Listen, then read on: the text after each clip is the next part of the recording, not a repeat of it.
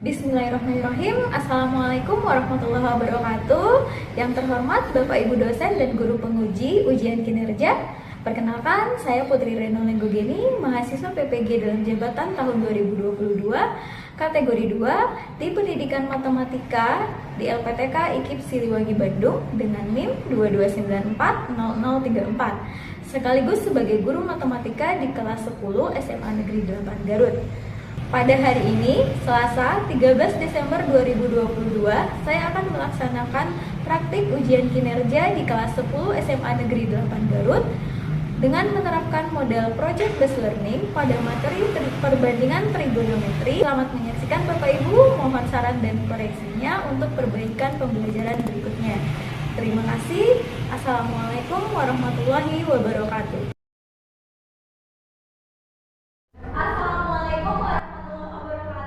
Waalaikumsalam warahmatullahi wabarakatuh. Kembali lagi ya, hari ini kita belajar matematika masih di materi yang sama tentang perbandingan trigonometri.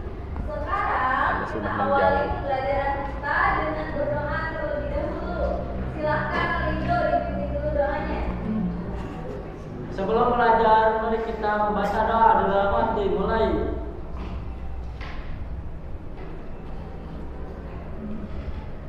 Berdoa selesai. Semangat ya. Sudah bagikan link absennya. Setelah dicek ternyata semuanya hadir ya. Alhamdulillah, berarti semuanya sehat dan semangat untuk belajar matematika walaupun di siang hari. Nah, untuk menambah semangatnya dalam belajar matematika, kita amati dulu sebuah video motivasi. Halo sahabat karakter, siapa yang dalam kesehariannya sudah menerapkan nilai-nilai karakter Pancasila yang merupakan profil pelajar Pancasila yang bernalar kritis atau masih pada bingung? Menurut saya, jika kita mengambil keputusan hanya dengan mendengar penjelasan satu pihak akan menjadi kurang objektif. Saya setuju dengan Rina. Baiknya kita cari dulu informasi lain. Profil pelajar Pancasila yang mempunyai nilai karakter bernalar kritis akan secara objektif memproses informasi yang diterima.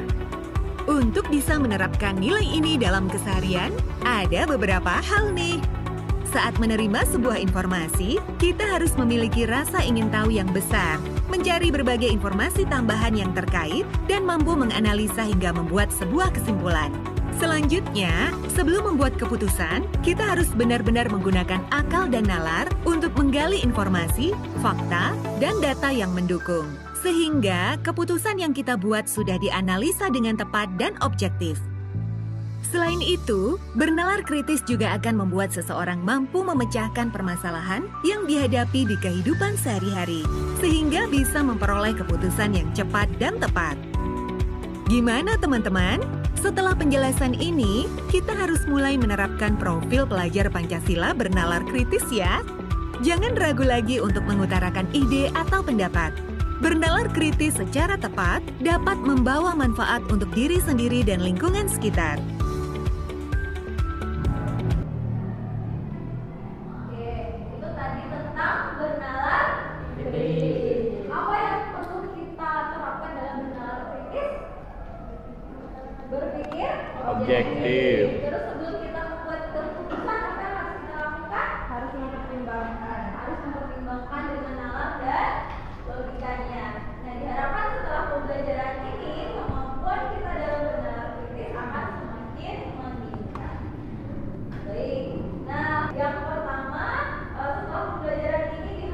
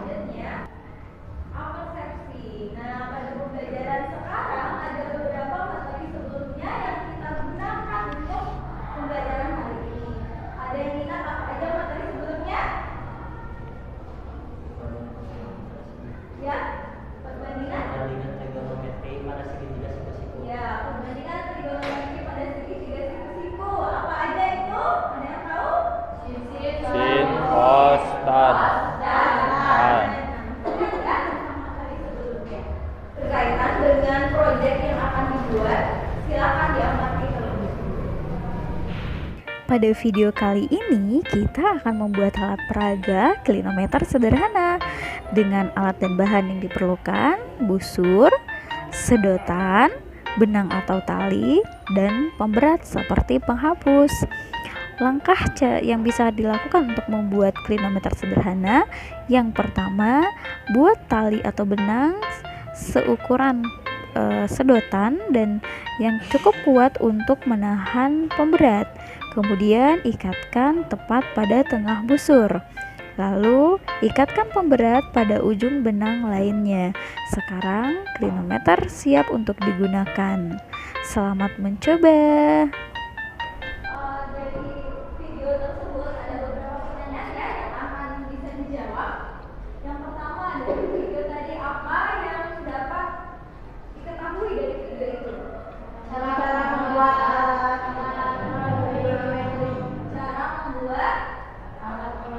peraga. Apa nama alat peraganya? Klinometer sederhana. Sebelum pembelajaran ini, apakah kalian pernah mengukur sebuah sudut? Nah, menggunakan apa? Busur. Nah, sekarang gimana?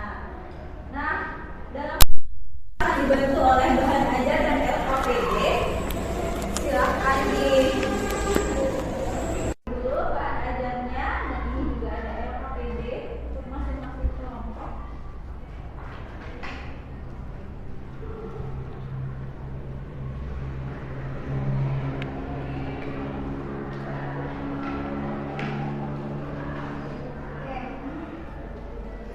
Nah, sekarang silakan duduk berkelompok ya, mejanya disatukan.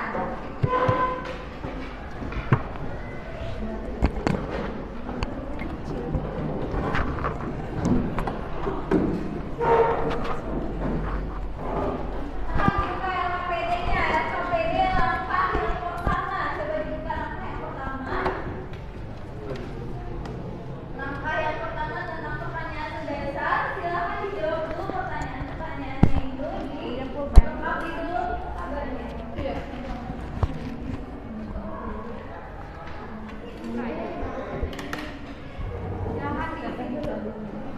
Informasi apa yang didapatkan dari video yang baru saja ditampilkan?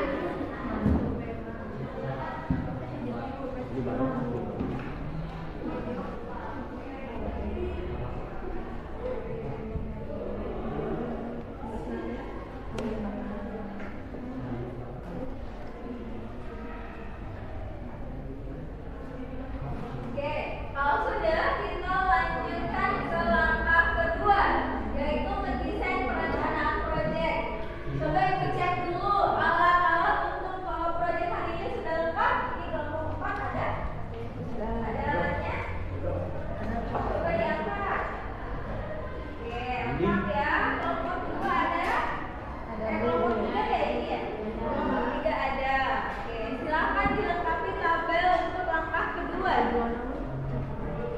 Pembagian tugasnya, siapa yang bertugas sebagai pengamat yang membuat klinometernya?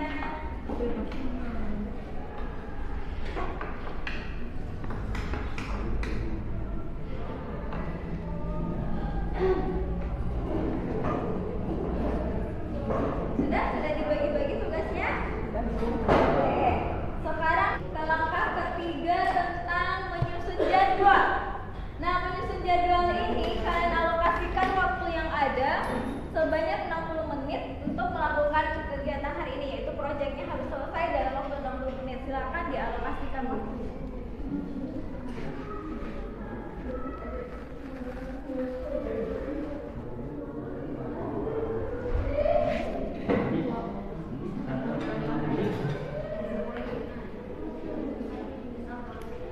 Sudah? Kelompok 1 ada kesulitan? Bisa ya kelompok 1 ya? Kelompok 2 bagaimana? Rido bertugas sebagai apa? Mengamati objek. Nanti sebagai pengamat ya? Oke, kita lanjut ke langkah keempat, yaitu membuat proyeknya. Silakan dicek LKPD-nya. Di situ ada langkah-langkah cara membuat klinometer sederhana. Silakan dilakukan.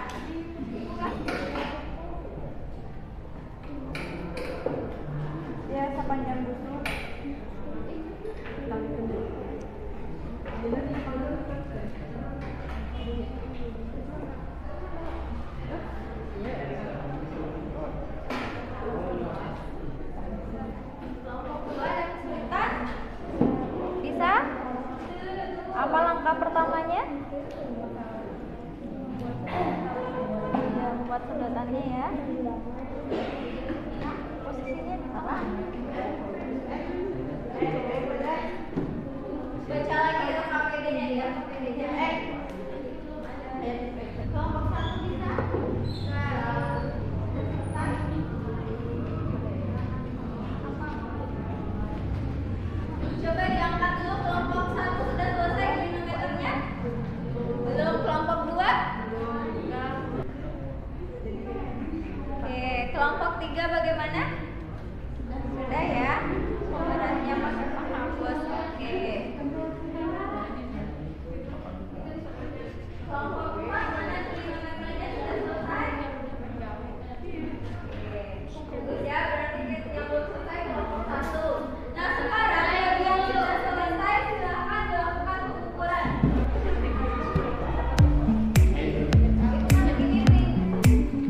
Mau juga nih Pak Dika.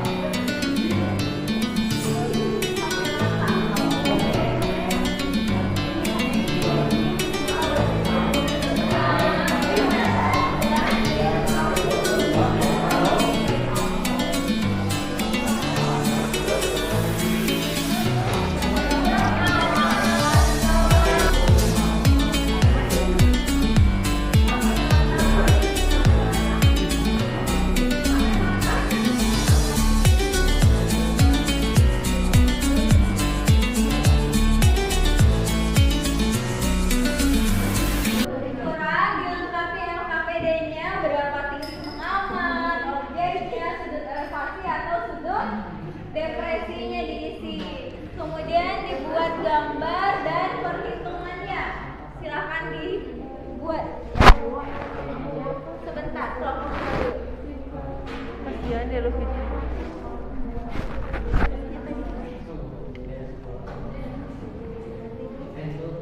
Fitri. Lagi apa sih?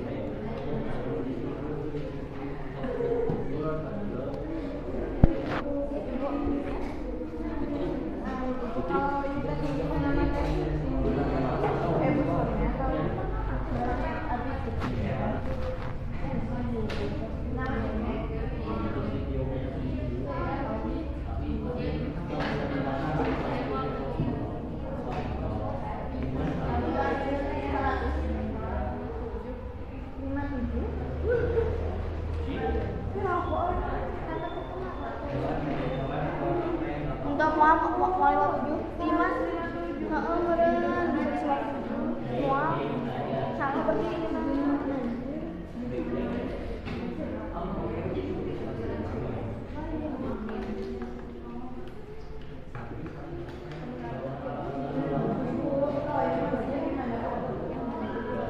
Tuliskan pemisalan kan tadi ada gambar ya.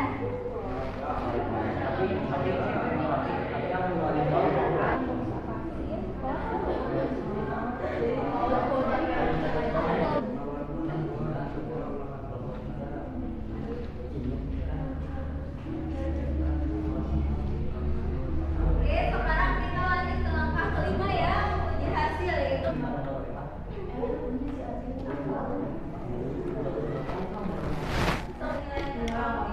sikapnya juga. Nih Pak, yang 6 dihitung sama SIM Kosta nu itu apa mah? Nomor genap dihitung sama SIM Kosta atau gimana?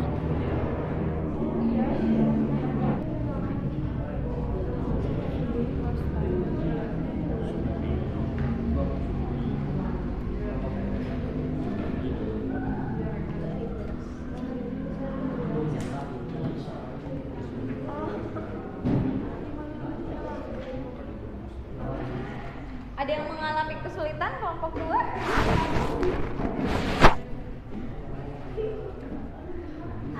berarti sekarang kita ke langkah 6, evaluasi pengalaman belajar.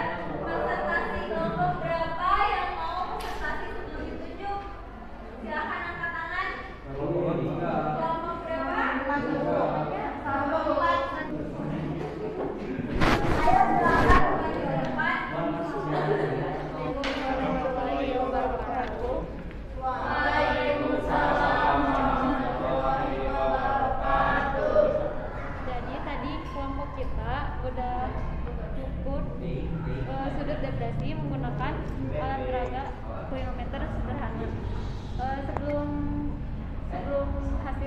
awalnya kita mau jelasin dulu cara menggunakan alat peraganya.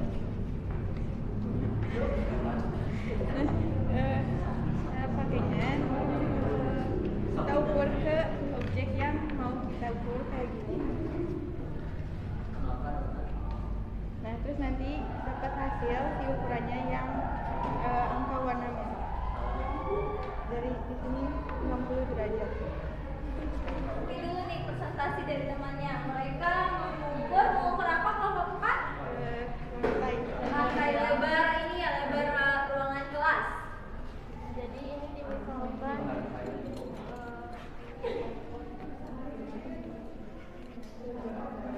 terus ini didapat dari hasil pengukuran menggunakan kronometer yaitu 60 derajat. Kita kasih nama.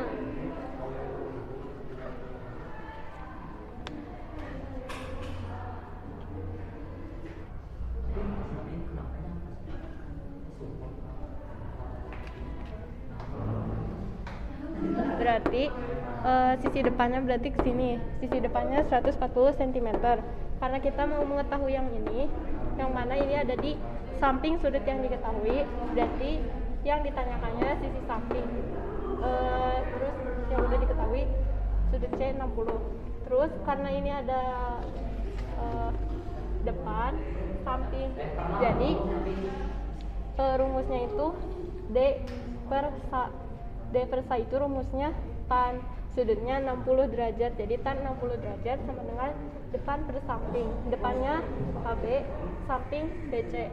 Tan 60 derajat itu karena 60 derajat sudut istimewa, jadi diketahui tan 60 derajat itu akar 3, depannya 140 per BC.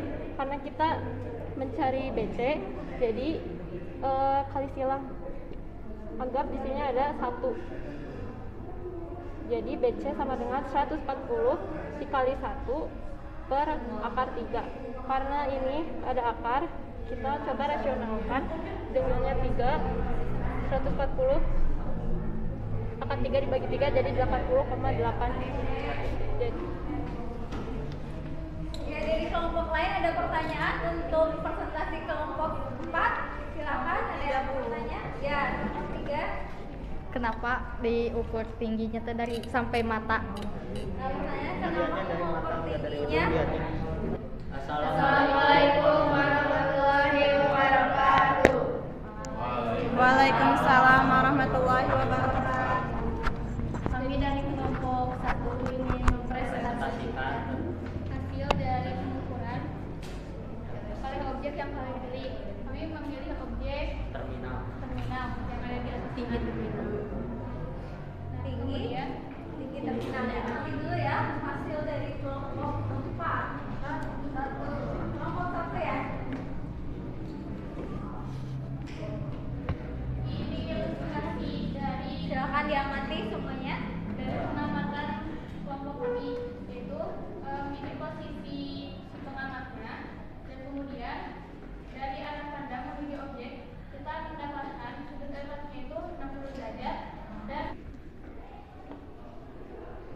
nah, kita bisa tahu jarak antara B dan C itu 4/3 dari aturan kosinus ini. Maka kita bisa tuliskan di sini. Kemudian untuk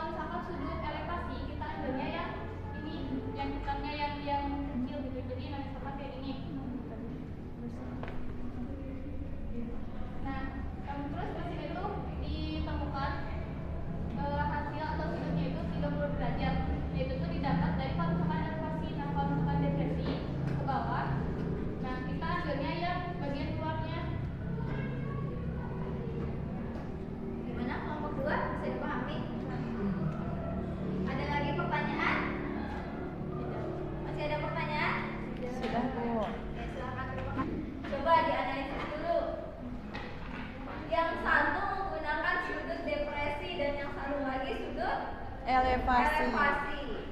Kira-kira ada yang membingungkan nggak di antara yang dua ini? Ya, kenapa? Mau duluan? Yang itu kan yang jarak dari Ya. bilang derajatnya itu ada di bawah dan di atas di bawah. Nah, kalau menurut kelompok 2, 60 ini sudah benar di sini atau belum? Siapa yang bisa menjawab? Sudah, Bu. Sudah. Nah, kita ingat kembali ya, sudut elevasi itu adalah sudut pandang kita melihat Ke objek. berarti ini sudah benar. Karena Oh, dari kita melihat ke objek. Sudut depresi kita melihat ke bawah ya. Ini sudah melihat ke bawah belum? Jadi yang benar sudutnya ada di atas. Kalau sudutnya di atas, kita menggunakan apa? Ini depan dan ini samping. Berarti yang ditanya adalah sisi depan. Oh iya. Kembali diperbaiki. Tinggal perhitungannya aja dibalik sekarang. Depannya BJ, sampingnya AB.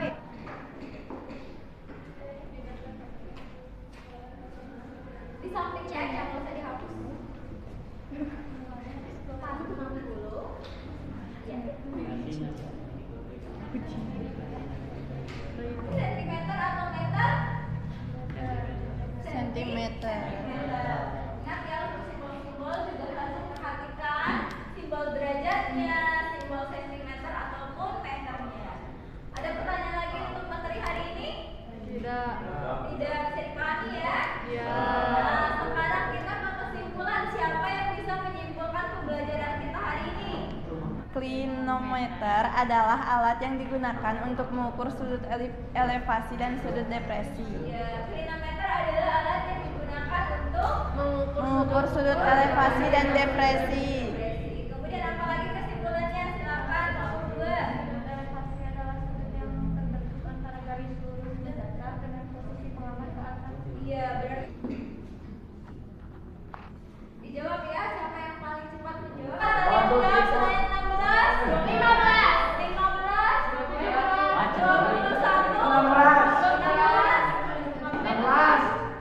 21, 16. 20, ada lagi? Mari kita cek ya. Paling tinggi tadi ada jam 16, 17, 20, 21. Yang benar 16.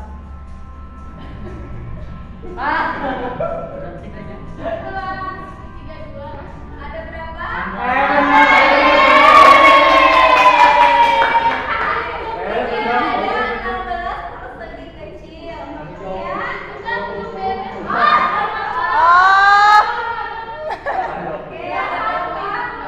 Ada 21, Bu.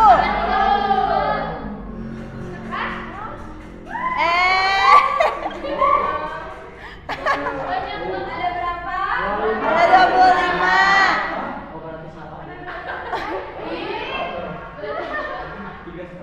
Oh, 50. Ada 30. Ada 30. Yeay, benar. Ada 30 ya? Oke, berarti kita perlu merefresh sedikit ya. Nah, setelah kita ice breaking, sekarang kita mengerjakan soal. Soal untuk evaluasinya, penilaian pengetahuannya.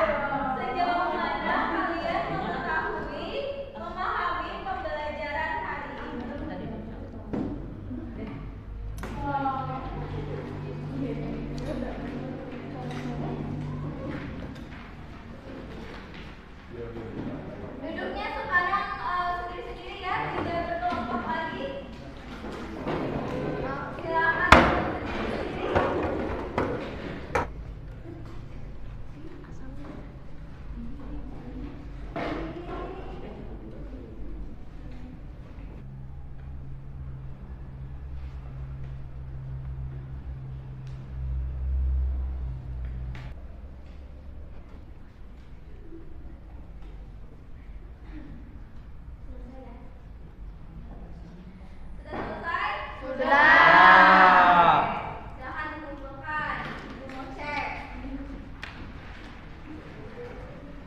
Oke, Bu.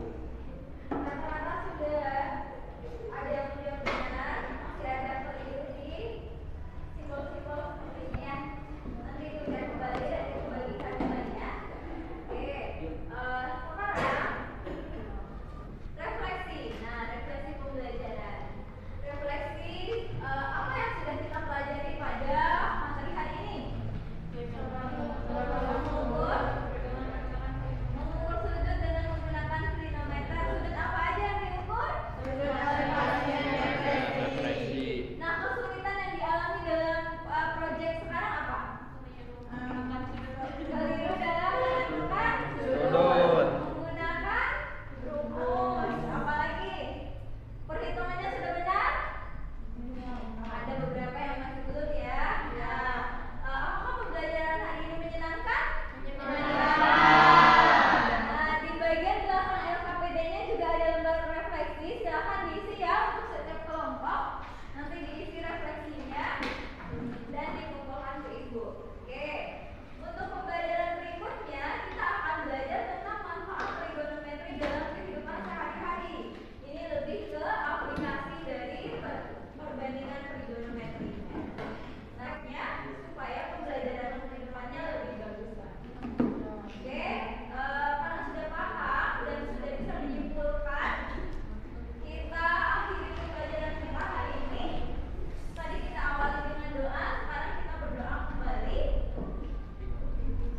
Silahkan Ridho berdoa kembali. Duduk siap. Sesudah belajar, mari kita membaca doa. Dalam hati mulai.